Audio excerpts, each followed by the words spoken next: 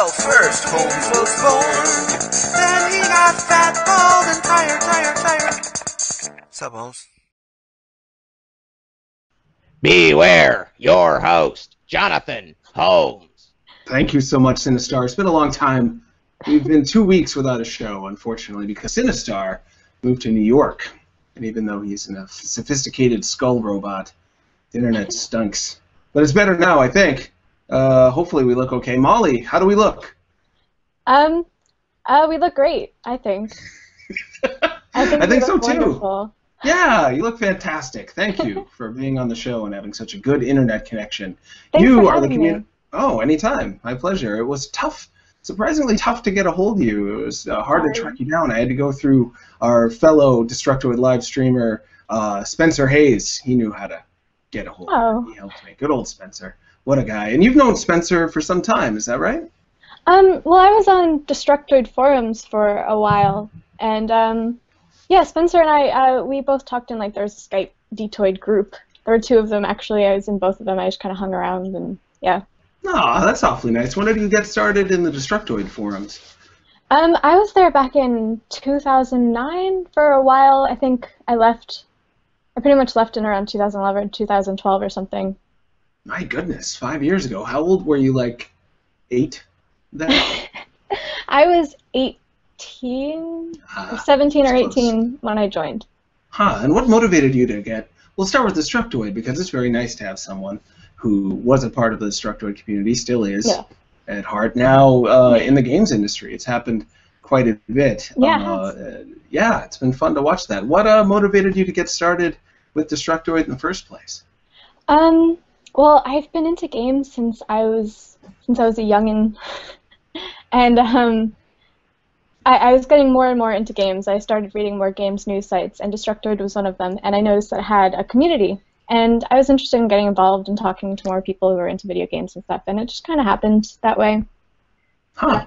I liked the forums. Yeah, Destructoid, for people who maybe don't know, Destructoid is a very interesting website. We could just talk about Destructoid for the hour and a half. It's got the front page, and some people like or don't like the front page. Then there's the community blogs, which is often very kind of closed off. And then the forums are like a almost completely different place. Yeah. But a lot of fun, exciting... It's more 4chan-ish in the forums, in my opinion. And that can be a good thing. A lot of fun things come out of 4chan. Did you read the Destructoid front page, too? Did you like any of the writers for the website? Yeah, I did. I don't read as much anymore. I just kind of have, like, my alerts and things. I read sometimes. But, yeah, I did read them, like, pretty religiously for a while. Isn't it interesting the way that alerts, Twitter, Facebook... even YouTube wasn't even really around back when Destructoid first started. They've changed the way people ingest their video game news and why they go to video game blogs in general. But what people never seem to get tired of, there's never enough communities. You can always add another community. And I didn't even properly introduce you. You're the community manager for Chucklefish. Yes. Yes, that's right. And when did you start with Chucklefish? I started in 2012, maybe like April or May 2012. Actually, I started a bit before then because I started as not the community manager, but as potential voice actress. Really? That's excellent. For Starbound, then? Yeah, we didn't end up using any of it. It was interesting how I got involved, I guess. I had started following more people from the games industry on Twitter because I was looking to get involved, especially with community management. It was something that I was really interested in. And I happened to follow Thierry, our lead developer, on Twitter because I knew of him from Terraria and from other stuff. And he put out a tweet he was looking for a voice actor. And I'd never done voice acting before, and I had a really shitty microphone and everything. But I was desperate, so I just tweeted, "Pick me!" and I was one of the first people, I guess. So yeah, he ended up, having me send him voice samples and things like that. And I worked on trying to speak gibberish syllables into a microphone for a while because we were going in for something like Simlish, really. But then we didn't end up using it, and I really wanted to be a community manager, so I just said, do you need a community manager? And they did. That's a great story. Yeah. Was that so I'm correct, this was right around the formation of Chucklefish as a company, so you were really there on the ground floor, is that correct? It was a while after development had been announced, so I wasn't there from the beginning, like the very beginning, because development had started a while before it was announced. But it was I've been involved for almost 2 years now, so. That's a long time. And Starbound, you'll have to, maybe you could educate me on this. When did Starbound get started in development, and how did the Chucklefish form, from what you know? It started development sometime 2011, late 2011 maybe, and Really? yeah, it was announced early 2012. When did Terraria come out? Jeez. I don't remember. Yeah, was that 4 years ago already? 3? It might have been. Man, oh man. Because I think of Terraria as one of the first really successful games to kind of take the psychology that a lot of people liked about Minecraft, fused it with games that you can jump into a lot more easily, like 2D exploration games. And I remember that all being kind of post-Minecraft, but I didn't really hear about Minecraft until late 2010, so I'll have to go back to my history books and piece this one together, because it's not fitting together for me right. But yes, you were saying Starbound got started development in... mid to late 2011, I believe. And it was formed largely of, I think, going on Reddit's our game dev subreddit and Twitter and things like that, just kind of forming a group of people who wanted to make this game. Well, that's pretty great. What can you tell us about Starbound for people that don't know about it? It's a sci-fi adventure game. It takes place in space, and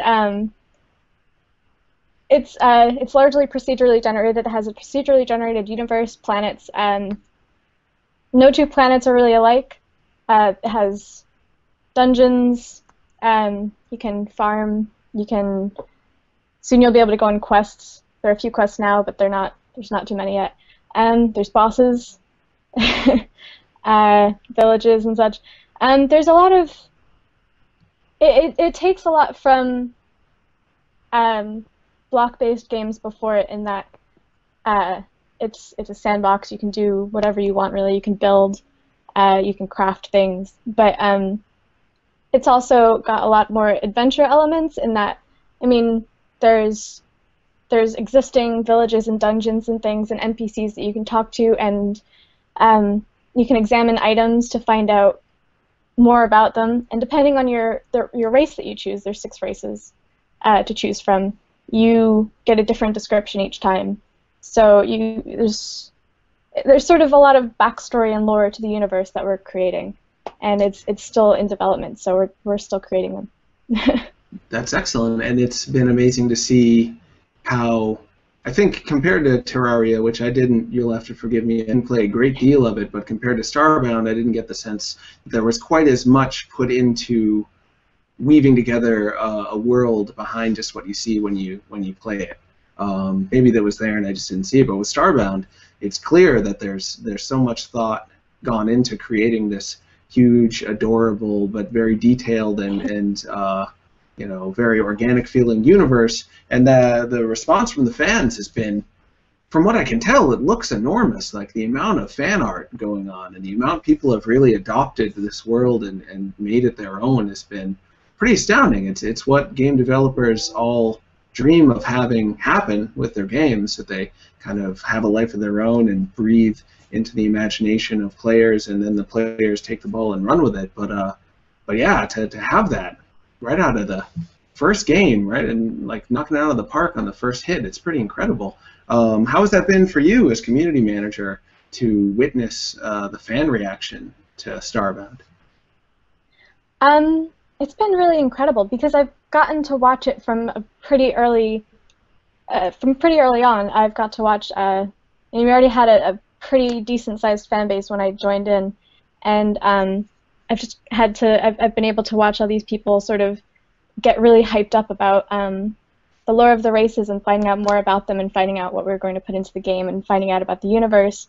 It's more than just like them being excited about the features. It's them being excited about the writing and the future plots, and it makes me feel like there's going to be a lot of longevity to it, because there's a lot that people can do with it, and there's a lot of story to be told there. So yeah. Yeah, that makes a lot of sense. What do you attribute to the success of Starbound? With so many people putting out games every day, many of them very, very good, and a lot of them have large, detailed lores behind them. They don't often take off the way Starbound did. What do you think was different about Starbound? We had so much like hype just from our community, and it really helped in getting more people hyped. Just the word of mouth in general was, and I think the type of game that it just helped create a lot of hype. And I mean, I didn't feel like I really had to do that much. I didn't have to push that hard for people to find out about the game, because they already knew. I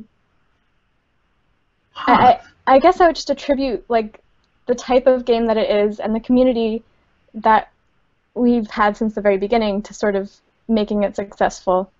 Like the runoff from the Terraria fans, because there's plenty of them, from what I gathered. Yeah, just the Minecraft and the Terraria communities. Why did I just call it Terraria? Good grief! I apologize. Yeah, so those communities were already really alive and well and looking for something new, but it wouldn't have necessarily taken off if it weren't for the fact that Starbound was the way it was. Just because you have a lot of pre-built fans, it often also brings along with it a lot of high expectations, and if you don't meet those expectations, as I've learned in my life and making stuff here and there, boy, you get awfully mad. Have you had any fans that have come into Starbound right away and have been angry that it didn't meet their expectations in some way? Yeah, of course, because especially with this kind of game, when you describe a game as, you know, open world and sandbox and you could do anything and such, there are still limitations because it is still a game and it's limited by technology and I mean our abilities to code things, and also by the fact that it's still in development. It's still very early beta. So some people have been disappointed, but most people seem to realize that it is a beta, and they don't expect more than what it is. And for the most part, people seem really happy about it, and they seem really excited to jump in whenever there's a new update, especially. Yeah, that makes a lot of sense. How much is the beta to buy? You can buy it on Steam or on our website for $15. And that guarantees you the whole game when it's finished? Yes. Neato. So people are mad maybe that, I'm still figuring out this whole new consumer world, because expectations have changed so much. You've been playing video games for a long while, I assume. What was one of the first games that really got you interested into video games? It's such like I feel like it's such a common answer, but Legend of Zelda: Ocarina of Time, when I was about 8 or 9. That's great. What do you think it was about Ocarina of Time that did it for you? Well, that was very open world. Like, because I had it for the N64, and I was really, really bad at video games because I was 8 or 9. But there was a cheat. I couldn't even get past the Great Deku Tree for like a long time. It was sad, and I had a guide, so I don't know what my problem was. But there is a sort of glitch where if you tilted the cartridge in the N64 in a certain way, in a certain spot, you could get out of the Kokiri Forest before beating the Great Deku Tree. And doing that, yes. Yeah, you leveraged the game physically. Yes. You physically pushed it where you wanted it to go. That is incredible. Yes. And how was it for you after that, after you found that cheat and moved on from the Kokiri Forest? I spent a lot of time just kind of walking around the world and doing all the things that I could do without progressing at all in the game. Because I wasn't good enough to progress. I just was able to explore it because I'd been able to get to the world map. And that was enough for me to play for years before I was able to actually beat the Great Deku Tree. It's kind of amazing. We come at video games, oftentimes, I should say. Not all of us do, but a lot of adults come at video games thinking, well, as an adult, I don't want to just wander around outside all day. I want to, go to a location and get something and make money or meet a potential date or, create a project or something. Adults often lose track of the fact that children, particularly, and hopefully we can hold on to this as we grow up too, just want to run around and see what's out there. They don't necessarily have to have a goal or a problem that they solve. Just seeing their environment and exploring it on their own is enough. That's what a lot of people don't like about some of the more modern Legend of Zeldas, is that they're very goal-oriented. At least that's how they approach the games, whereas Ocarina of Time was very much just wander around and be there, much like Minecraft, which ended up being a huge hit, I think, appealing to a lot of people that grew up with Ocarina of Time in the first place. So from Ocarina of Time, where did you go from there with video games? What did you like after that?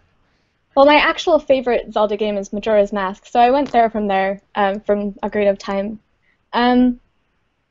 Eventually, I moved on to Final Fantasy, actually. My first one was Final Fantasy X, but best in my opinion is 9.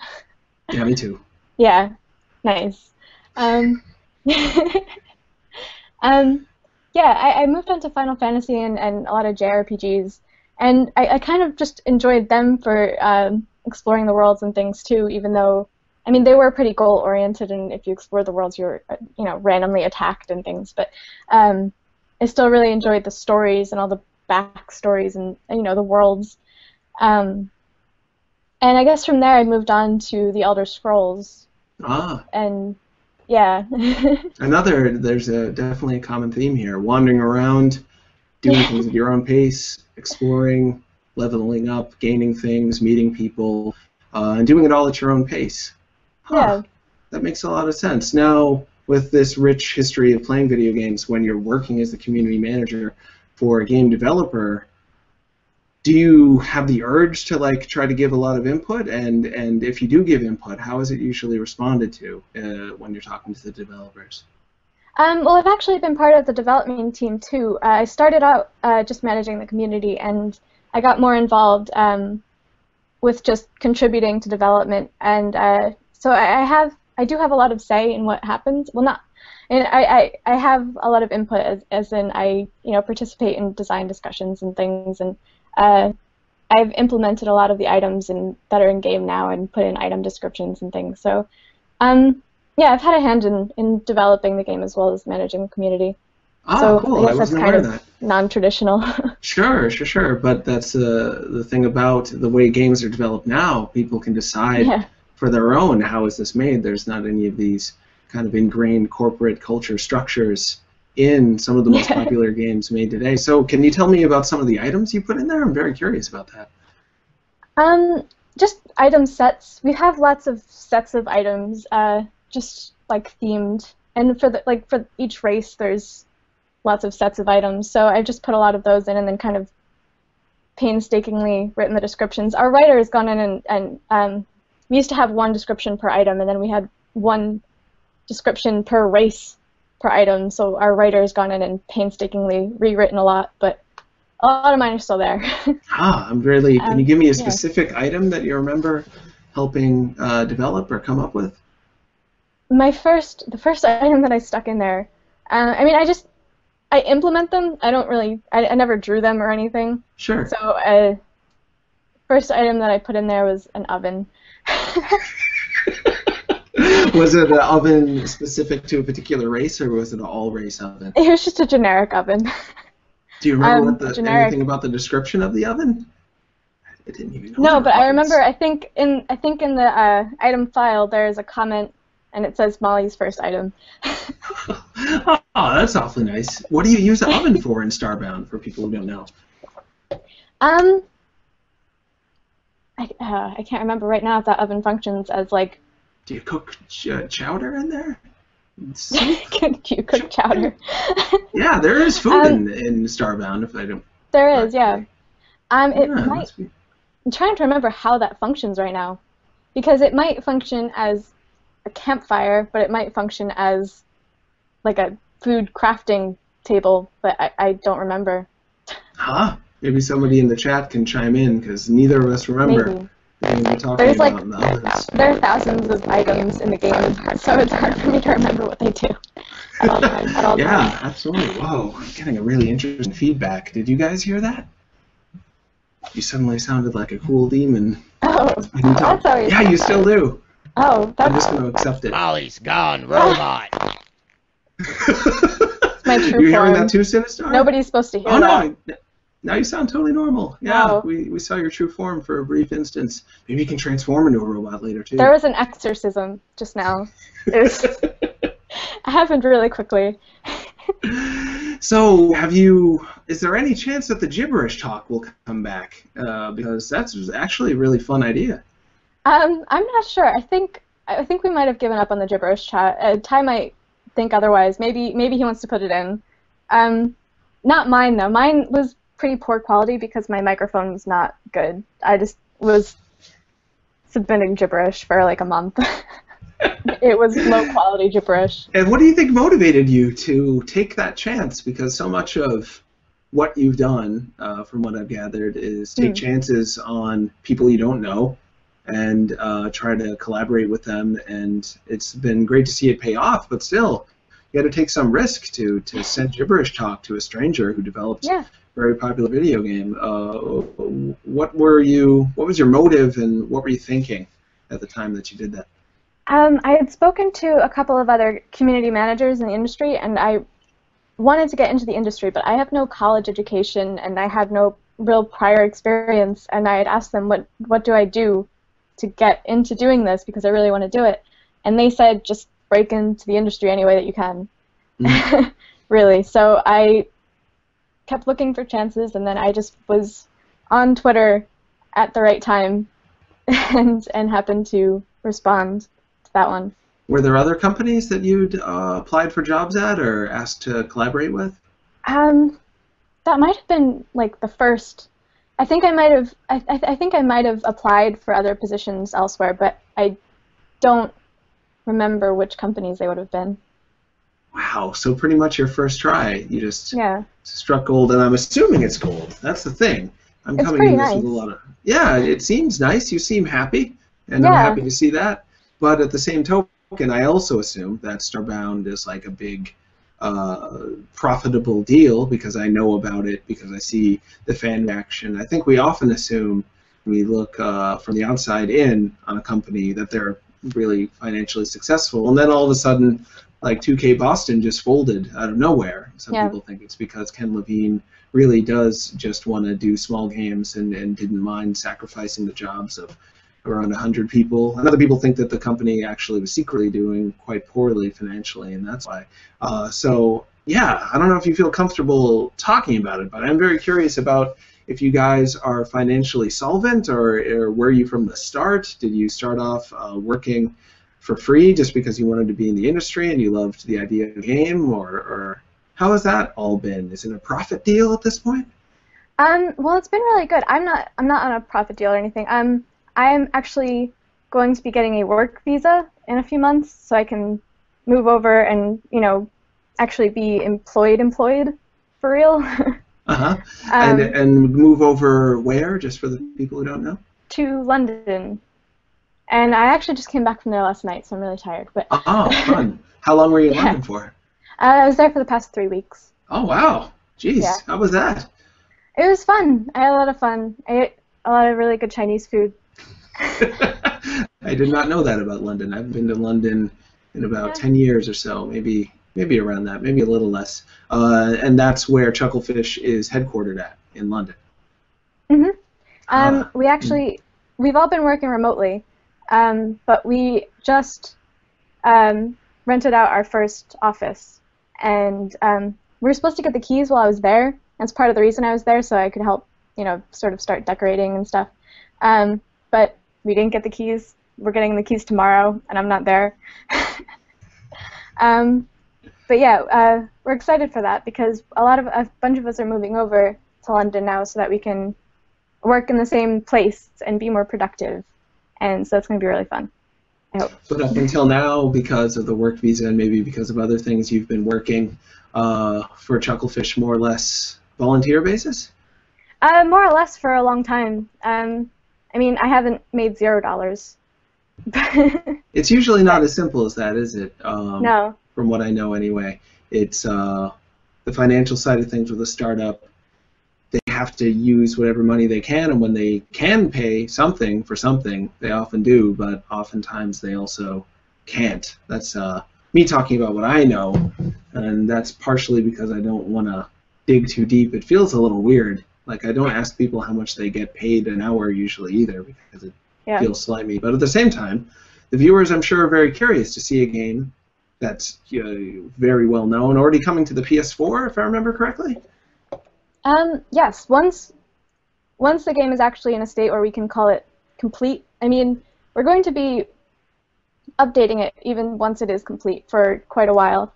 But once it's in like 1.0, really, we'll be putting it on other platforms, consoles, and things. And yeah. Interesting. I'd read on the PlayStation blog about it coming to PS4. I looked desperately to see if it was coming to PS Vita because so many people wanted it, but I didn't happen to find anything specific about that. I wonder what'll happen. People love that PlayStation Vita, particularly smaller pixel-based games, I'm told, often make a ton of sales on there. Yeah, Hotline Miami did very well on there. Retro City Rampage did very well on there. That game that I'm deathly afraid I'm going to mispronounce again, Ty's other game. Terraria. Yeah, I'm sure I'm going to call it like Terriana again. That was on the Vita as well, wasn't it? Yeah, I believe that went to Vita, yeah. Yeah, I think it did pretty well on there, so that would be fun to see Starbound on the Vita. You never know. You don't. But more or less, you've been willing to do this job for no money up front. What do you think that says? Well, why is that? Why are you willing to work so hard for very little pay? Well, I mean, in the end, it's worked out fine.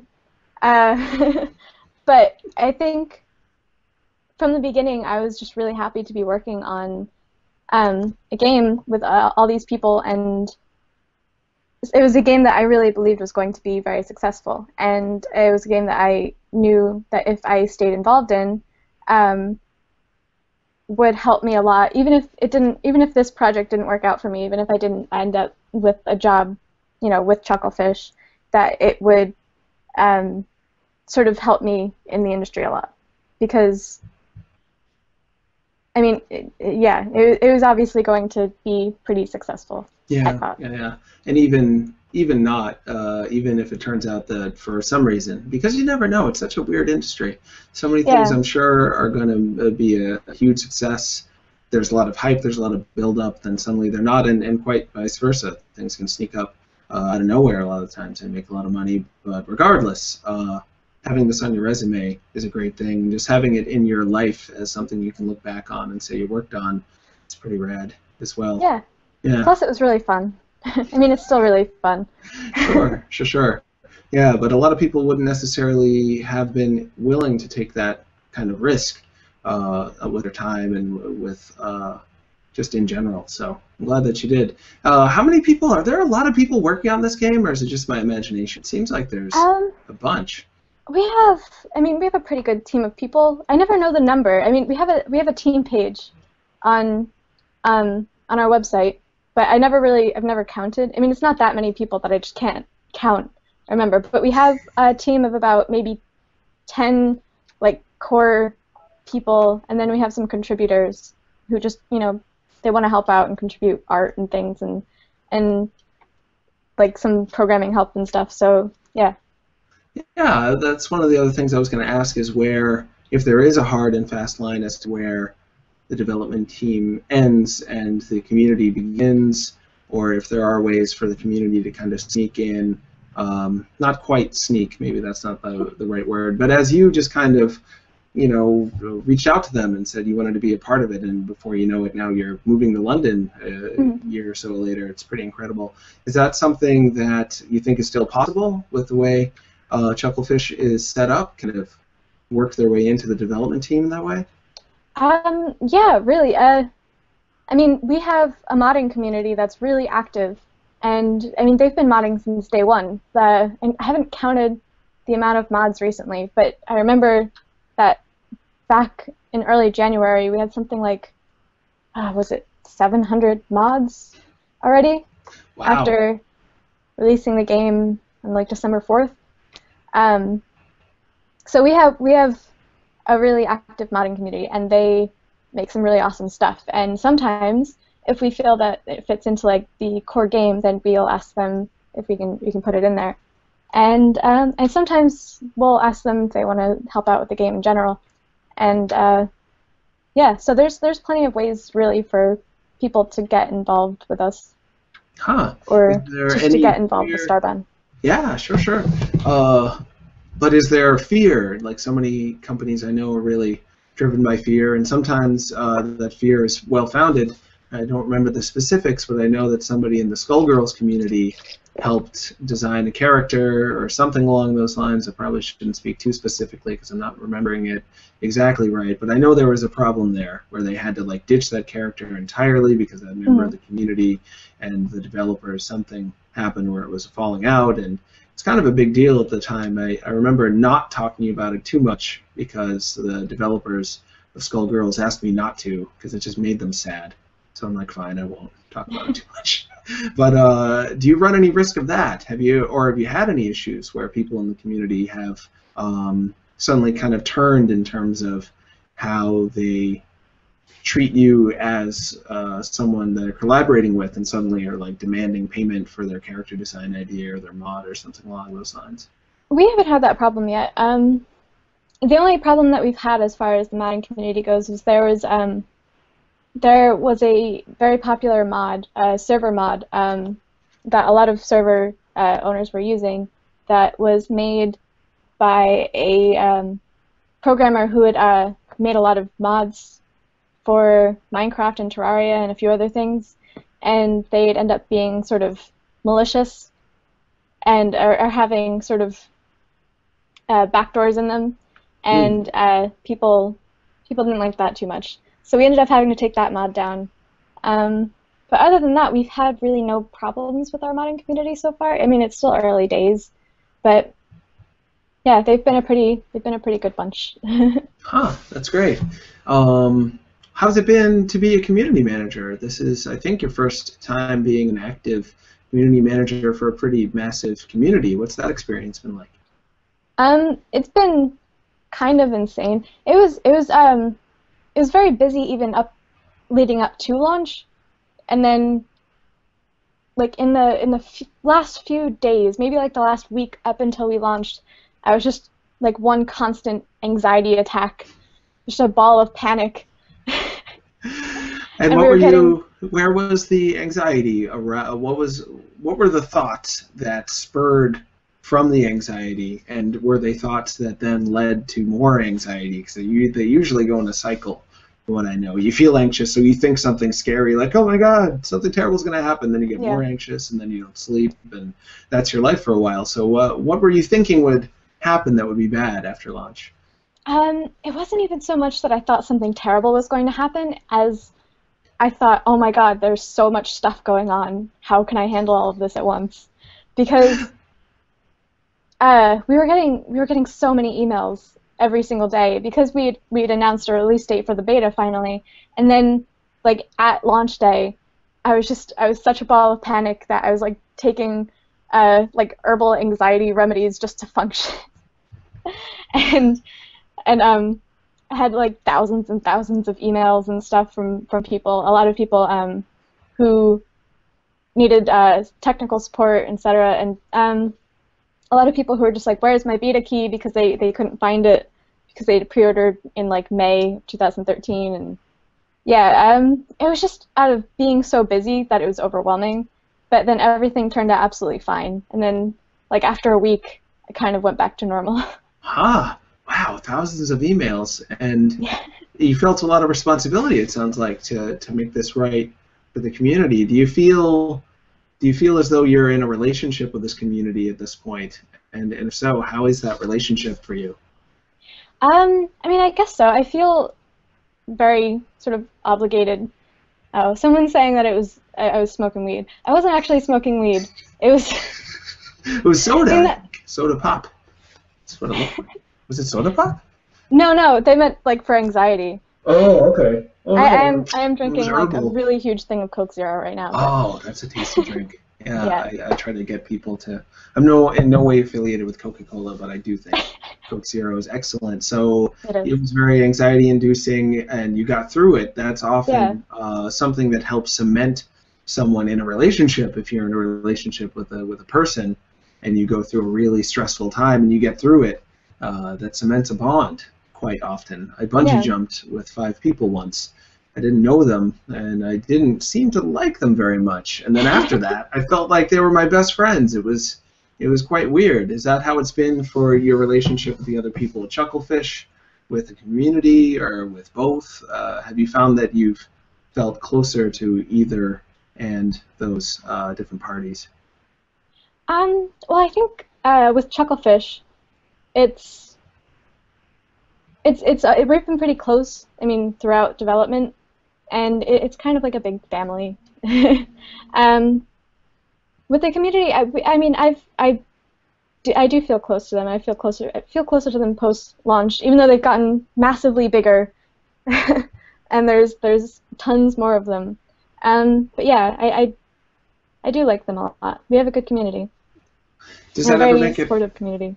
Yeah, it seems like it from the outside looking in. But I always wonder too, when you get close, that leaves you vulnerable to feeling bad if things go poorly or if people treat you poorly. Has it been tough as a community manager to sometimes have those bad interactions with people in the community, and maybe, I'm assuming, having to at times ban people or delete comments, in some way be destructive towards someone in the community that I guess you'd feel is being destructive in the first place, so you have to counter that. How has that been to have to take that on? Yeah, I do feel pretty bad sometimes. I mean, there's always going to be complaints too, like about whatever you're doing, and there's always going to be somebody complaining about something. So I don't know. You have to kind of develop a thick skin, I guess, to that, and I'm working on it. Is it still a challenge? Do you find yourself sometimes feeling like you're taking it personally when people are attacking Chucklefish, attacking the game, attacking the way the community, is that sort of thing? Yeah, a bit. Nah. But yeah, I try not to. Yeah, it is a bit difficult sometimes to ban people or to have to yell at people or But overall, I find it's a pretty easy job. It's because it's fun and because I enjoy it. So it kind of counters any like bad feelings I might get from, I don't know, whatever. Sure. So the good outweighs the bad overall. It's a tough thing, I think, on the internet to take the good but not take the bad, because if you respect these internet strangers' opinion of you when they say, "Oh my God, you're so great," and it makes you feel good and you believe it. Then when somebody says, "Oh my God, you're the worst ever at everything you've ever done, you should die in a fire," then you can't help but feel like, "You're right, I should die in a fire." Because if you respect one of them, you have to respect them all. But exactly. Yeah, it's a tip from someone who, I don't know if you know this about me, but I've been getting fan mail and or hate mail for like 17 years. Really? Yeah. That's Long ago. Time. Yeah, when I was still in college is when I first started getting my first fan and hate mail due to something that I'm not going to tell people about, because I'd rather be mysterious. But anyway, I was on a thing that a lot of people saw, millions of people saw. And I had to learn, at least the way I took it, what I tried to learn from it. Partially this is rationalization just to defend my own self-esteem, but if somebody is a big enough jerk to write someone a letter that they don't know and try to hurt their feelings really for no reason, then that's not someone you necessarily respect the opinion of. Whereas if somebody is a nice enough person that they send you a letter just to be nice, they're probably the kind of person you would like in real life and therefore respect in real life. So that's true. That's how I try to take it. Yeah. It's advice from an old, bald, sad man who gets insulted on the internet a lot. That's how I deal with it. Yeah. What else? There's so many things. Speaking of negativity, I did want to ask, we talked about it a little bit before the show started, but I'm not sure if you'll have a comment on it.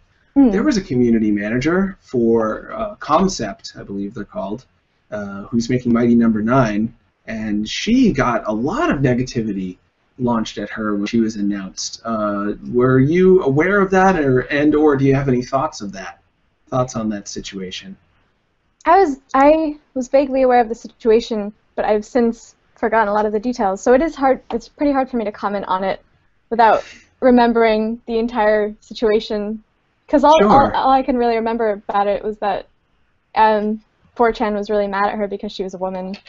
Maybe it wasn't because she was a woman, but 4chan gets mad at me a lot because I'm a woman. Yeah, 4chan gets mad at a lot of women, I know, because they're women.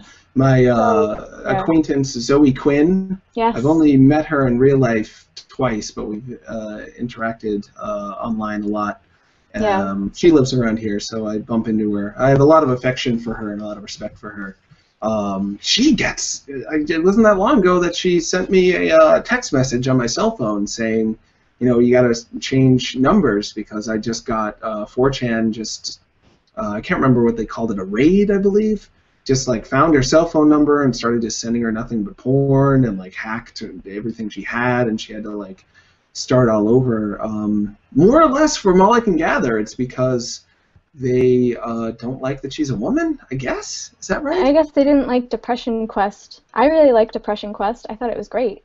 Yeah, it's a very good game. It's a very effective, sad game. From the heart, I was eating with Zoe at a diner with the co-writer of Depression Quest, Patrick. He's a very nice guy. And they were so sad. They were like, we're finishing Depression Quest. These pancakes don't even taste good. Nothing's good. I feel like I shouldn't laugh at that. Well, it's funny because it's true. And I think that they can look back at it at times and laugh now. And it all worked out, and Zoe's gotten tons of fan mail from that. But how has that been? I guess since we're on the topic, I might as well ask. What do you make of the fact that sometimes people such as yourself who identify as a woman seem to get a very different reaction from the internet as a whole and the video game community in general due to the fact that you're a woman? How has that been for you? I haven't had it nearly as bad as a lot of people do, and I feel lucky in that. And so it feels almost unfair for me to complain because it's been a lot easier for me than it has been for a lot of people. I've never had people start texting me porn. Sure. So but I do often comment on situations like this and gender issues on Twitter, and then I get in trouble for it, not with Chucklefish, but with followers. Sure. What kind of trouble? What kind of feedback are you getting? Because I have a lot of younger male followers, I guess now due to Starbound. Sometimes I get some sort of ignorant comments about my opinions on on any gender issue or on feminism, or because sometimes I can be a bit outspoken about it. I've had people on my forums call me a feminazi at times. Huh. So do you that's think all men should be round up and put into death camps? Yeah. Other than that, I can't think of a reason why anyone would have any right to... I can't imagine why they would think that. Huh. Yeah, it's a funny thing. I've watched video game culture grow and change a lot due to my age, and it used to be, I just wrote an article on Destructoid today where the preface, the beginning, first couple of paragraphs is about how it used to be like the fantasy section of a bookstore, and these days people don't even know what a bookstore is, but there used to be a place where you go in the bookstore and it was understood that if you were looking at those books, you were not cool. There's nothing cool about buying Myth Inc. and Dragon Quest and Yeah. the books I used to buy back then. But it doesn't mean you're uncool either. It doesn't mean that, people are necessarily going to laugh at you. They may even respect you for the fact that you're just doing whatever you want. But no one was like going to try to meet someone of the opposite sex in the sci-fi fantasy section of the bookstore. But now video games are this thing where people want to latch onto something that makes them feel like their social status has improved, that they look like a cool person based on what Let's Plays they watch, or what video games, or what communities they're in. And Starbound is one of those games that I felt like just was cool from the start. Like, people felt good about themselves for being attached to this game because it seemed very genuine, seemed risky. It didn't seem like it was made by people whom, like, it has a punk rock edge to it. I get in trouble for using that term because 37-year-olds aren't supposed to talk about punk rock because it's like a dad with a ponytail. It just doesn't work. It makes you look like you're trying too hard. But I can't. That's the word I have for it. It has this kind of. We didn't have a lot of money, and we didn't have endless amounts of time to make like the most detailed, fluid sprites in the world. But these are charming, lovable sprites made with a lot of care and creativity. And people wanted to latch onto that. It's the kind of thing that people can relate with. I guess an analogy would be, Britney Spears, right? Yes.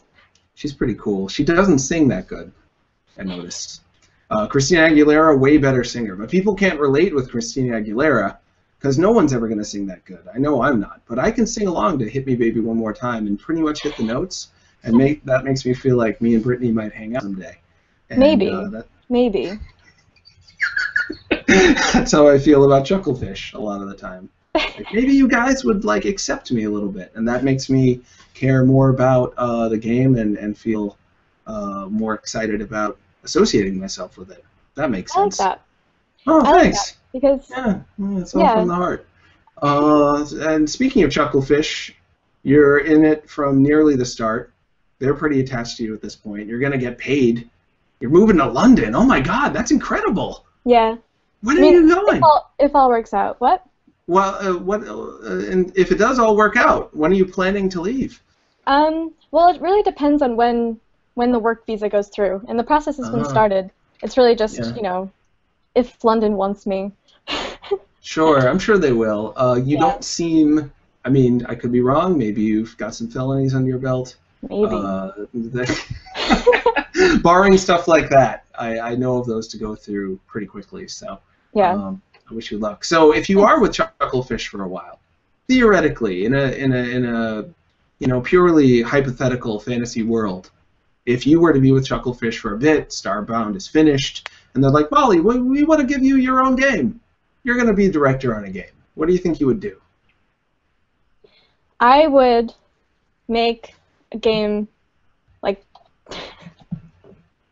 Oh God, it's bad because I mentioned Morrowind in every video, in every interview that I do. I mention Morrowind, and I try not to, but I do. Because you don't want to be repetitive, or you don't. Because I don't want to be repetitive. Because don't worry about it. My friends will make fun of me for mentioning. They should not make fun of you for your passionate love of Morrowind. I agree. That's a true thing. That's from the heart. Nobody should make fun of people for being from the heart. So you'd want to remake Morrowind? Not necessarily. I would want to make a game like Morrowind, and I would combine it with elements of every other game that I like. So it might end up being really shit, but I would like it a lot. So would it be polygon-based graphics? Would it be Morrowind era, or would you want to move forward a bit? I would want to make a less shitty-looking Morrowind. So. And would that be with just more expensive-looking graphics, or with different art direction? Maybe. Mm-hmm. And what kind of elements from other games would you throw in there? You would be able to wear masks to change your looks. So. Sounds good. It'd be like Majora's Mask. You could change your form with masks. And. Would there be an oven? Yeah. I'm sold. Yeah, so get some cooking mama in there, I guess. Sounds good. We can talk more about that. Some Animal Crossing. Oh, don't even get me started about Animal Crossing. I've been obsessed with making snowmans lately. I still haven't made a whole family. Neither have I. I've only made like 3 of them. So hard. It's the snow bro I can't quite make because he's bigger than the mom, which is weird. Yeah. How many bros do you know that are bigger than moms? I guess there are quite a few bros like that, actually. A bunch of questions came in. Boy, a bunch. How many? Jesus. A lot of questions. Molly, you're a popular young woman. Thank you. Jeez. And let's see. All right, so not Debbie Ever, who I hope is Debbie Ever. Debbie Ever is a great upcoming video game developer. I hope to get her on this show at some point. She's making a game called Lily and Gish, and she's also making a new game that I think is a Hotline Miami tribute called Call Center Cleveland, I believe. She hasn't told me about it yet. Call Center Cleveland. I hope that's true, what I'm seeing. Anyway, she asks, is the Starbound user base becoming younger and younger the same way Minecraft has become more of a children's game? That's a great question. Minecraft, so weird to watch how that transformed. I remember 2010, I first heard about it. It was guys and girls, men and women, with a lot of time on their hands who were hungry for video games to evolve because they were so burnt out on the linear, cinematic, graphics-focused direction video games had gone in. I saw it as very much a game that you would only enjoy if you've been playing video games for a long time and had kind of gotten sick of where they were going. And then all of a sudden, people who've never played video games before say it's the best game they've ever played, and the YouTubes and the Let's Plays and the Ding Dong happens. Has that happened to Starbound as well? We have a very mixed age user base. So, I mean, there are a lot of young kids who play, and I mean that can be a great thing and it can be a bad thing because young kids playing a beta, sometimes their parents get really mad when we wipe their saves, and then their kids are crying, and the parents email me going, "You made my child cry." That's happened. Wow. How do you deal with that problem? What do you say to that? I say, it's early access, sorry. Yeah, there's not that much that we can do about that. It's beta, and we gotta make the changes that we gotta make. And it's not really much we can do about people losing things, unfortunately. Forgive my ignorance, can they back up their saves in any way, or is it all server-based? You just have total control over that. Well, we're not doing any more character or ship wipes. In the past, when we did those, you couldn't back it up because the older player files would be incompatible with the new version of the game. But we're not doing any more of those. We have to do one more world wipe, I believe. So that's not very fun. But people can back up their worlds, so that's okay. Oh, gotcha. All right. Yeah, I guess as for the user base, we have a lot of mixed. We have a lot of mixed age people. We have a lot of teenagers playing. We have a good amount of adults playing. We went to Insomnia 49. There were a lot of children playing the game, and it was great to see because they were able to understand it and sort of get into it. Huh? What's Insomnia 49? Oh, it was a convention in Telford in England. It was over the last summer. Ah, cool. So yeah, you're a lot of people's first big video game you're making. That's got to be pretty exciting. Like their Ocarina of Time, perhaps. That'd be cool. Yeah, pretty amazing. Cryptinamos asks, got any more races planned to be put in? We do have one more that we're putting in called the Nova Kids, and they're like gas-based star people.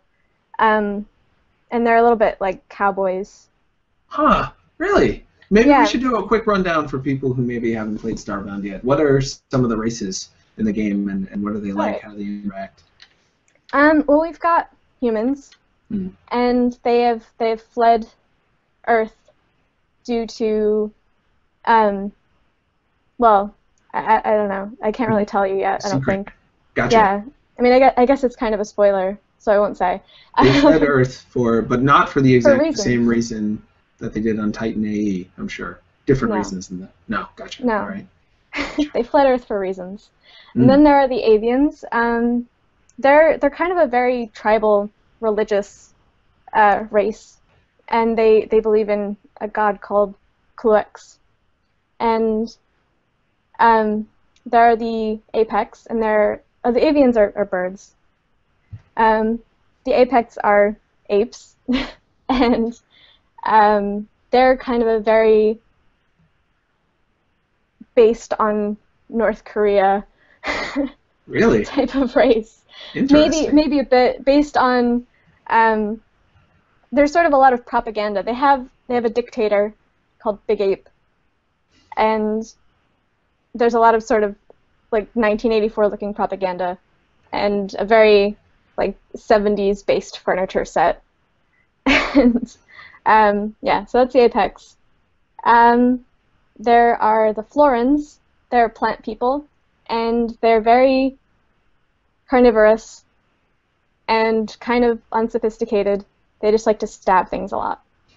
And there are the Glitch, who are robots. And then there are the Hylatl, and they are a frog people. And they're very sort of Asian inspired. And the Glitch robots are medieval inspired. Huh. Yeah, very interesting. And the new race, you just told us about them. Yes, they are the Nova Kids, and they're not in the game yet, but they will be. They're gas-based, and they're star people, and they are Western inspired. And yeah, that'll be exciting. Is it kind of like that character from Hellboy who's made of gas, but he's contained in a suit? I don't think I ever watched all of Hellboy. I don't know. It's pretty good. It's more from the comics. Yeah. They're not in suits. They just kind of do their thing. I don't know. I don't know how they work really. Huh. Like scientifically. Sure. It's probably not that scientific. I'd assume that there could be ways to cheat if you're just made out of gas, because you could just float around like Alucard did in Symphony of the Night, just do whatever you want. But you'd have to keep your gas together, which maybe wouldn't work so well. But again, the science of it, maybe that's something neither of us will ever know about. Maybe. But do you have any guesses to when they might be incorporated? Is that something we can't talk about? It'll take a while because it'll take a while to make all of the weapons and armors and dungeons and things and tiles. So yeah, they're not in yet. They're not going to be in for a while. But there is right now a mod that at least puts the race itself in. Huh? So actually it was a community member. It was two community members who originally designed the race. They're based off of a race called the Nova Kids, who the name we ended up taking, and then another race called the Anodynes, and we just kind of merged them together, and they let us use it because awesome. we thought they were really cool. That wasn't from Anodyne the game. I think Sean Hogan worked on that game. He's a neat guy. Yeah, I've played some of that game. I like it. But no, it wasn't. It wasn't from that. It was yeah, they made some gas-based people. I mean, I think the Anodynes were a bit more rock-based, but yeah, we kind of merged them together a bit and used the concept. But pretty neat. Yeah, where was I going with that? Oh, I don't know. You just announced the thing. It was probably already announced, but I didn't know about it. Yeah, so it was already announced. Yeah, pretty awesome. Vid Sermon, who is a monster, but a lovable monster. Kind of like Cookie Monster, except instead of cookies, it's often pictures of naked men. Oh. He says, will the game allow one to make complex circuitry, like how you can theoretically make whole computers in Minecraft? I loved making such contraptions. Yes, he did. Yes, he did love that. We already have a wiring system, and it's already complex enough where people have made things like calculators and like clocks and things. It's going to be more fleshed out, but yeah, we have circuitry. Huh. Amazing.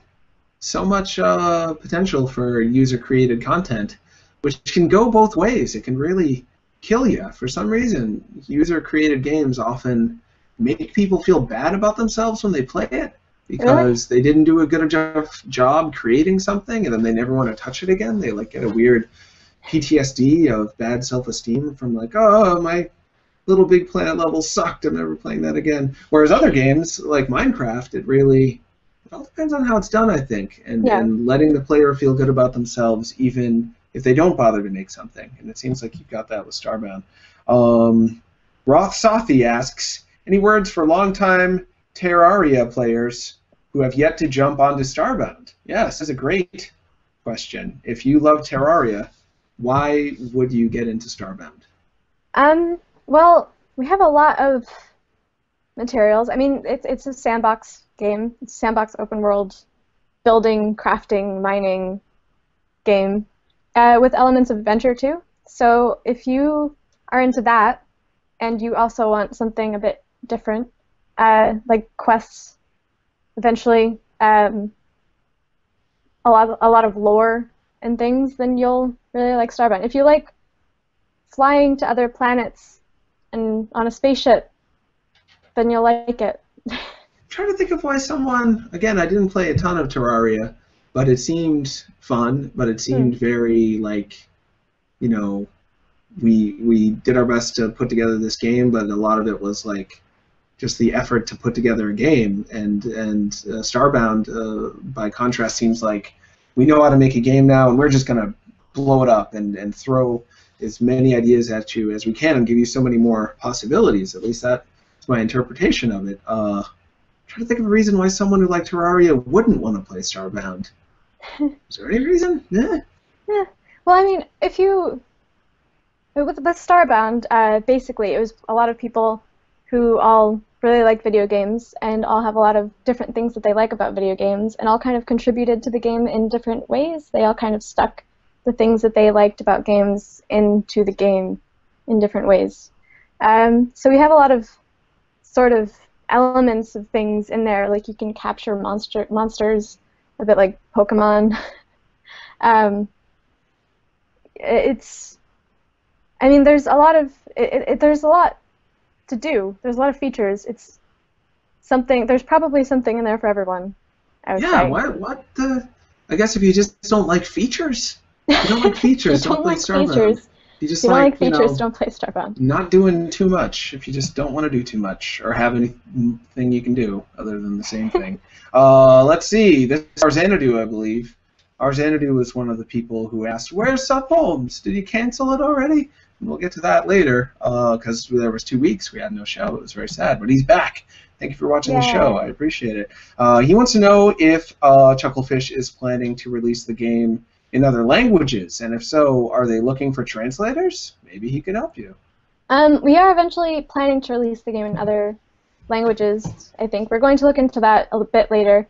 It is, like, we've had some offers from people who are willing to translate the game even for free, but I don't think they know what they would be getting into because there's so many words in the game. A little while before we released, I think we released a number of like words just in item descriptions, and it was longer than like a full-length novel. So I don't think you want to translate it by yourself. Sure. And depending on the language, a translation from English to Spanish, difficult. Translation from English to Chinese or Japanese, from what I understand, would be years and years of work. But you never know. Maybe they can do it. So yeah, I guess be in touch with the Starbound community, and you never know what happens, but don't get your hopes up necessarily because you may want to die if you get the job. You mentioned getting feedback from the community. This is from XKevX. How do you decide what to take from the community? Is it difficult to mesh what the fans want with what's best for the game? I imagine you want to avoid making a game that feels created by focus testing. And I'll add to that question, you'd want to avoid feature creep, which is really, really dangerous for creative, excited, young, capable developers. Before they know it, they've created a game that just is human life, and it sounds like you guys are getting close to that in some ways. It's got elements of old Commodore 64 adventure games. I'd read that Ty really likes those and grew up in those, as did I. So it's got that feeling to it. It's got 2D platformer. It's got space exploration. It's got sci-fi lore and interpersonal Star Trek-ish kind of politics between races. It's got monster catching. There's so much, and the community wants to add even more. So how do you go about selecting what you will and won't use from the community, and also how do you keep from just putting too much into the game?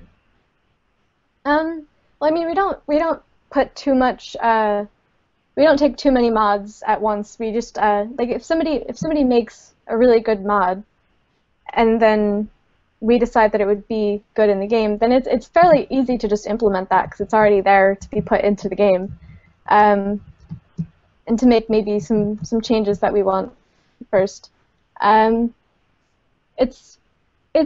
It can be, I guess, difficult to mesh what the fans want with what is best for the game because a lot of the time, you know, there's loads of suggestions that we get all the time, and we're very open to suggestions and feedback, but at the same time, we have our direction that we intend to go in with the game. Obviously, I mean, we're making it so we know what we want in it. Sure. What we want to avoid putting in it. Can you think of an idea that was suggested? And it's okay if you don't want to answer this, of course, but I can't help but ask. Can you think of an idea that was suggested that you maybe liked, that you could see working in a different game, but for Starbound you had to turn it down, or someone else had to turn it down? I can't really think of too many that we've had to just turn down. I mean, anybody can put anything in the game with mods now too, so it's less of a thing now because if we get a suggestion and a lot of the community likes that suggestion, but we don't want to put it into the game, somebody will probably make a mod of it. So people can kind of just enjoy that anyway. Sure. Do you feel like that frees you up in a way, frees Chucklefish up in a way, that you don't have to worry too much about whether people end up really embracing just the core game that you make, because you know the mods are going to offer all of this secondary content as well. I know Valve has said many times that they can't believe that Team Fortress 2 is still popular, but at the same token, they don't really take full responsibility for it because the way people have modded it and kind of turned it into their own thing, they can just kind of let it go at this point and still be affiliated with it, of course, and get a lot of the kudos for it being such a great game, but at this point it's out of their hands. So do you think that's freeing in a way, to know that modders are there to kind of make whatever you may not make? Not yet, because we're not finished. Once the game is in a complete state, then it's something that, I think mods add a lot of longevity to a game. So I think, like, I've seen modding communities, like you said with TF2, just add years onto a game's lifespan, really. So people could still be playing it years and years from now, just because people have made amazing mods that just add new content or new features that make it that much more replayable.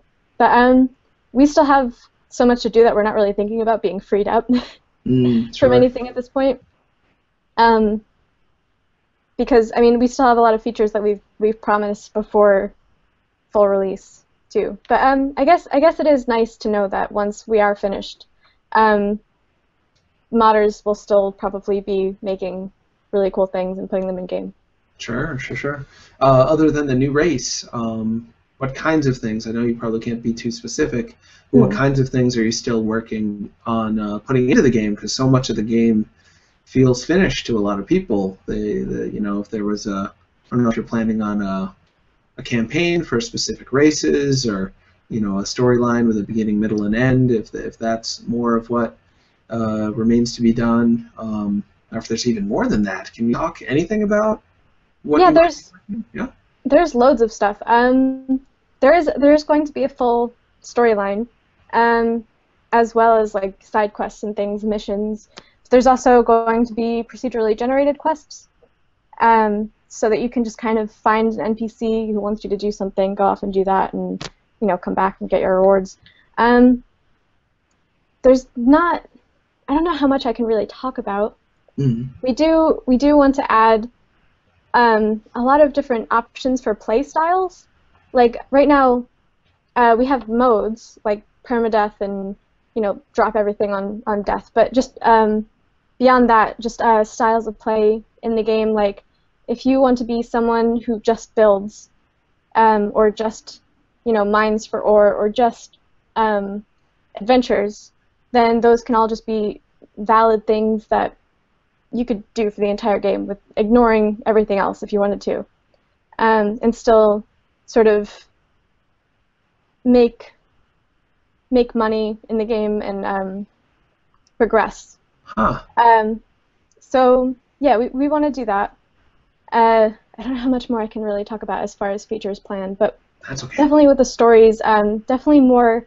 We have loads more backstory and lore coming from our writer, who's Ashton Reyes, who also works with me at Owl Cave, which is another. Let's talk about Owl Cave. What? Oh, okay. Owl Cave is another studio that I've worked for. They made a game called Richard and Alice, which is now, it's just been greenlit recently, which took a while. I don't think I knew anything about this. Tell me more about that. It's a point and click, and it takes place in sort of a frozen apocalyptic world. I was going to say post-apocalyptic, but Reyes yells at me when I say that because it isn't post yet. Yeah, current apocalyptic. Yes. And it takes place. It's a story between two prisoners, really, and it's kind of a tragic tale. Oh, Richard and Alice. Are they the prisoners? Yeah. Huh. Interesting. That's on Greenlight now? Yeah, it is. It has been greenlit. Oh, cool. And what did you do? Were you community manager there as well, or?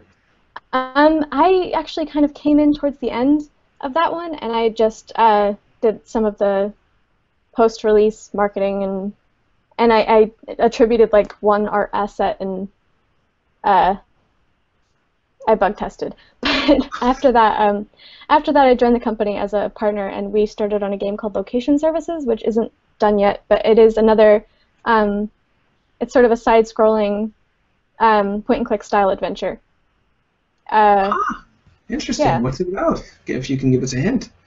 It is about. I mean, it's been on kind of a hiatus for a long time, but it's about a detective in sort of a digital world. Like the world has all been. It's become digital. So there's sort of. Everybody has sort of an avatar, and there's a man named Anthony Lyra, and he is investigating a person named D, and you have to discover who D is, and find out about the rest of the world in the process. You know what? From a creative standpoint, can you give us a hint as to why they were named D? Because I love that name. Just the first letter of their name, really. Because I'm a big fan of Vampire Hunter D.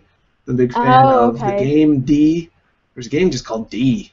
Is the there? Sega Saturn. Yeah, I believe that's what it's called. When I'm talking on a live stream and there might be thousands of people watching, my memory gets way worse. That's why I call video games by the wrong thing and forget people's names and stuff. But yeah, I believe it was called. Me too. I know it's hard, isn't it? You're doing a fantastic job. I'm trying to describe my own game, and I'm failing. No, you did darn good. So what are you doing on Location Services? Well, I actually drew all the characters. I mean, it's not astounding or anything. It's like amateur pixel art, but yeah, I drew all of the characters and designed the levels. Though an artist named Ben Chandler came in and drew those, and now they look amazing. But yeah, we haven't been working on that for a while because Ashton Reyes and I have both been busy on Starbound, and our other partner, Louis Denby, has been busy at his job too. So it's kind of a side thing. Mm-hmm. How do you make ends meet, given the Chucklefish isn't a huge profit deal as of yet? Well, I'm personally doing okay. Yeah? Yeah. That's good. I was just wondering, I don't want you to starve. That's what I was fear for people. Well, I'm glad you're doing okay with that. I look forward to more about Location Test and Richard and... Alice. Alice, I thought so. Wasn't 100% sure. And that's one of the first things I remember, because you've been in kind of the periphery of my life on the internet for a long time. I think we've interacted a few times here and there. Yeah. This is the first time we've ever talked in real life. And I remember seeing more of your pixel art. I remember thinking, oh yeah, she's an up-and-coming pixel artist. This was years ago now, probably back when you were on the Destructoid forums. Is that something? Do much. Yeah. I don't do much pixel art back then. I think I might have. I mean, I really just kind of started with it when I was working on location services, and I did a bit of practice around that time. So that was about maybe a year ago. But I haven't practiced much at all in months and months because I've been busy. Sure. So I'm remembering that wrong. Is that something you want to move forward with, being a pixel artist? Well, I'd like to get a lot more practice in. I have other projects, like little projects that I want to work on really badly, but I just don't have the time, and I need to practice more with like pixel art and sort of figure out what I'm doing there. But yeah, I think it's really fun. I kind of find it relaxing, so I kind of want to get into it more. Yeah, I've done some as well here and there over the years. It's a little bit like how I imagine knitting would be. Yeah. It's like a repetitive action, a simple grid, but at the same time it can be really, really challenging and frustrating. Yeah, it can be. Moving just that one pixel, no matter where you put it, it just doesn't look quite right. I have the utmost respect for artists who can really pull it off and do it quickly. Some of them work so fast. They really blow my mind. Huh. Yeah, well, that's fun. Huh, I wonder what's going to happen to you in your life moving forward. What do you think you would want to have happen? Like in an ideal situation, kind of asked this before about your ideal game, but just ideally in general, where do you think you would move forward in the video game industry? How would that happen? I really like community management. I kind of just want to keep, like right now, I just want to move to London. Like that's my goal. I want to move, and because right now I live with my parents. I mean, yeah, I kind of just want to move to London and then work with Chucklefish on Starbound and on our next games, and sort of see where I go from there. I kind of just see myself staying within the industry, making more games, maybe making some of my own. Yeah, it's getting easier and easier to do. Still definitely hard from a design perspective, but in terms of programming, Construct 2 and HTML5, and there's all sorts of ways to go about it. Like in 10 years, if you can even imagine that, like when you're in your 30s, your ancient history, so old, where would you want to be at that point? Where can you imagine that you might be? I don't even know. It's hard. I'm not one of those people who has a 5-year plan, much less a 10-year plan. It's probably for the best, because those plans never really come to fruition, but it does speak to where you see your fit in the world. It's very hard to know exactly where you fit best. Yeah. Yeah, you only find that out through trial and error, of course, but where do you think you'd want to fit? Would you want to keep doing community management for a long time? And would you see yourself doing that after, in your 30s? You would be, I know I'm old enough to be the dad of a lot of Destructoid readers, so at that point you would be the old enough to be the mom of a lot of Starbound players. So would that still be the best fit for you, or would you see yourself more in a directorial position? It's hard to say because I really like what I'm doing, and maybe I'll find something that I like doing more within the industry. Maybe I'll move on. Maybe I'll just stay where I am. It depends, I guess, on what I end up enjoying most. Sure. What I'm good at, really, because I might suck at a directorial position. I might be awful at everything but community management. Who knows? And yet, before you got into community management, you still wanted to try it. You still had this urge to give it a shot. What do you think it is about community management that attracted you to the position and has kept you in the position? Because all that stress you were under, a lot of people might have just quit. They might have said 1,000 emails, I give up. You guys aren't paying me enough for this. Find someone else to do it. But you stuck with it. What do you think that is? I think it's really rewarding just to sort of be... Are we having, like, problems? I'm not. I have problem-free on my end. I was looking at the Twitch stream on my desktop, and it was bugging out a bit. Anyway. Hopefully it's okay. Right. I find it to be a very... problem with Windows. Oh, okay. What's that, Conrad? I mean, Sinistar? You gotta stay in character. Windows bad. That was just Phil Hartman's Frankenstein from Saturday Night Live, sir. 1993. Anyway. Tablet OS bad. Thank you, Sinistar. I appreciate the heads up, the update. You were saying, Molly, I'm Right. sorry, community management, rewarding. Yes. But even though it's painful, because that was a painful week. Sometimes. Yeah. Huh. It's not painful very often. Huh. It's just very nice to just be a part of that community and to try and make games communities in general a better place, because I think sometimes they can be a really shitty place. Mhm. Often they can be, often if you can find your sort of niche within the games community, it can be really nice. But I think often games communities can be particularly unfriendly, and I like trying to build a community that isn't that way, and sort of doing my best to make it a sort of safe space for everyone who would want to be a part of it. Sure. I'm sorry, go ahead. So I find that really sort of rewarding, just sort of knowing that people within my community feel safe being there or feel good being there. I hope they do anyway. So yeah, I like the idea of making games communities nicer.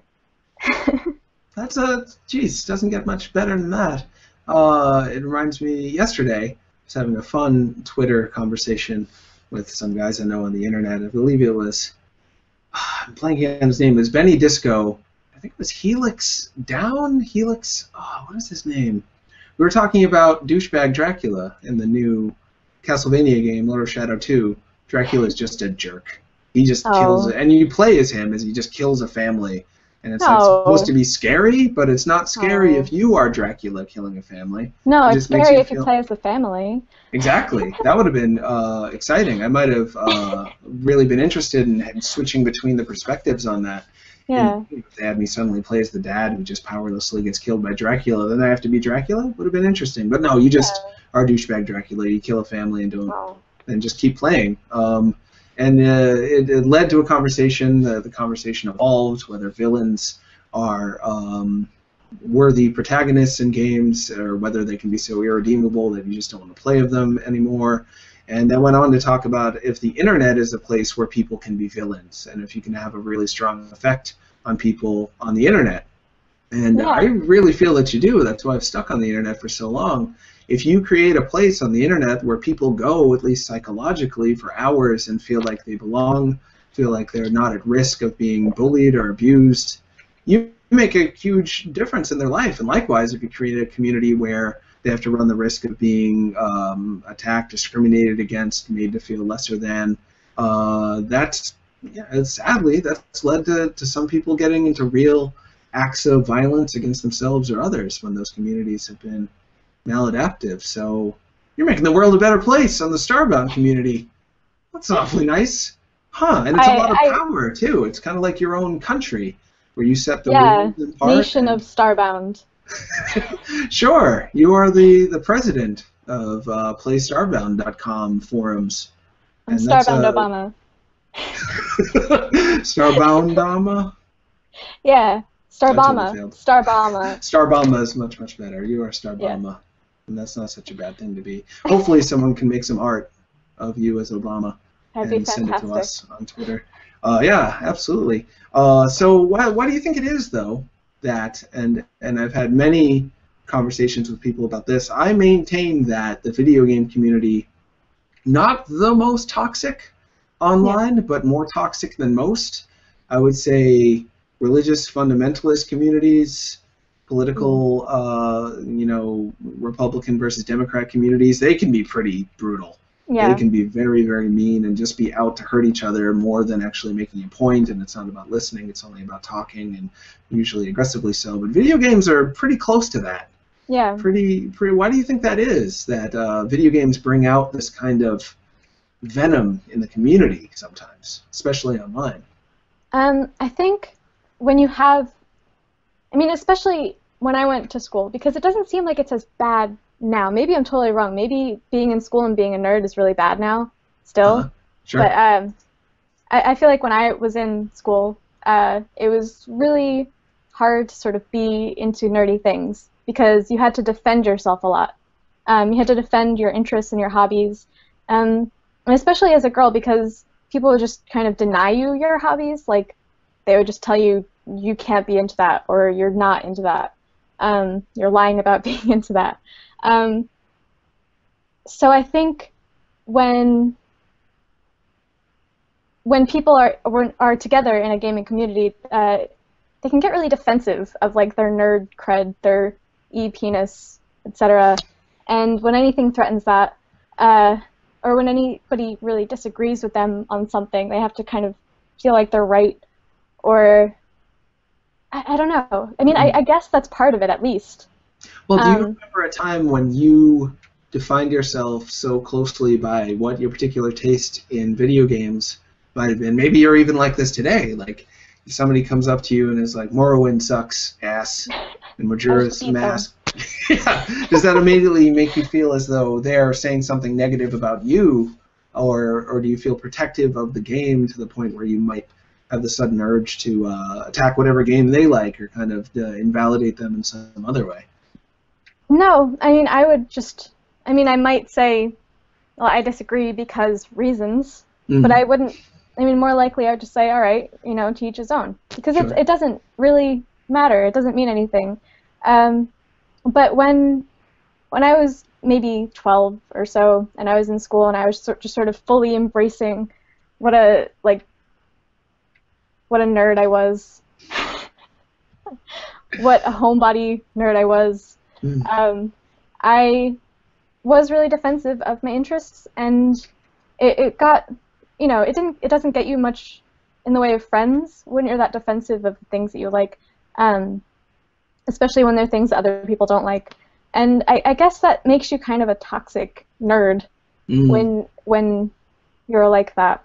I remember, because especially when you do define yourself by what you like, you end up sort of like really representing that thing, like really repping it. Like, I had this shirt from probably Hot Topic or something, and it went down to my knees, and it was like this giant Zelda shirt, like 16-bit Zelda, and it just had a Triforce on it, and it had Ganon hands under the Triforce, and it said, "I stole the Triforce." And I would wear that to school all the time with like these ripped jeans, and I would just get made fun of relentlessly. And I don't know, I guess that kind of, I think a lot of people around my age had a similar experience in school, and I think in a lot of cases it kind of makes them mean on the internet. Maybe. It's a defensiveness, and also sometimes a revenge. I know a lot of people seemed to want to attack people who liked video games in a more casual way than them, because it was kind of their way to finally get back at the people who used to make fun of them for liking video games in a hardcore way. Then they could turn it around and be like, no, there's something wrong with you because all you play is Wii Sports, and I'm going to make fun of you, and that makes me feel great. But like you said, that just makes you a toxic nerd, which doesn't make nerds in general look particularly good, which is kind of a shame. Yeah. Just makes us look angry. I wonder, it sounds like you've done some introspection. You've had to look at yourself and figure out who you are on some level. I think that's going to permit you from ever becoming a toxic nerd. Is a truly toxic nerd. Yeah, I think so. I think for a while, I think when I was a teenager, I was kind of a toxic nerd. Because there's this idea. Yeah. Conrad's saying it's time to go. Oh, yeah, well, we started a couple minutes late, but he's right. We have to end in about it. It's been an hour and a half already. It's really zoomed by, in my opinion. Yeah, it's been great to have you on the show. But we should finish that thought. Toxic nerds. You were one growing up. I think I was a bit. I mean, because I think there's this idea that, like you were saying with the hardcore nerds and the casual nerds, there is this idea that if you went to this thing in school, it was sort of like when you were bullied for being a nerd, it was sort of like a rite of passage. Like, you've earned your nerd badge because you were bullied. And I feel like with these sort of people who are just into casual games and things, sort of toxic nerds feel like they have to put these people through their rite of passage because they haven't earned their right to call themselves a gamer or a nerd or etc. So yeah, I feel like it's sort of, again, like a defensive thing. Like, I went through this, so why shouldn't you have to go through this too? Maybe. Absolutely. I wonder if that ever happened with Dragon Quest, where someone who like only kind of like read one Dragon Quest book, but the other Dragon Quest fans like hit them on the head and told them that they had to suffer before they were real fans of Suffer for your fan base. or Raceland and all those guys.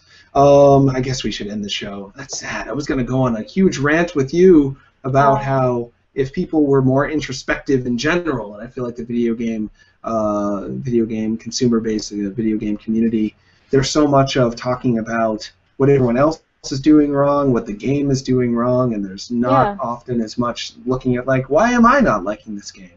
What is it about me? There's so many more interesting things we could be talking about. We could be talking about what we're like, and why we don't like things. Need a 2-hour show. I know. Well, you can be on again if you'd like. Maybe around when your next games come out. Next time, we won't talk about Chucklefish as much, and we'll talk more about Owlchemy? Owl Cave. Owl Cave. Sorry, I mixed up my owl companies. We'll talk more about Owl Cave next time. That'll be fun. So they can follow you on Twitter. You are at Molly Goss, G-O-S. And they can join the Starbound community. They can get the beta for $15, and that gets you the game forever and ever, which is pretty amazing. And gives you access to all those mods. They can get that at playstarbound.com. Yep, and also Steam. And the Humble Store. Oh, right. 3 places. And Chucklefish is chucklefish.com? Chucklefish.org. Org, my mistake. What a cute website that is. They did such a great job. There's a little house and stuff, and penguin. Why is there a penguin? We just like penguins. The penguin's name is Omar. I named him after the character from The Wire. No better note to end on than that. Oh, we have to talk about me too. I'm at TronNots on Twitter. You can get the show later on iTunes.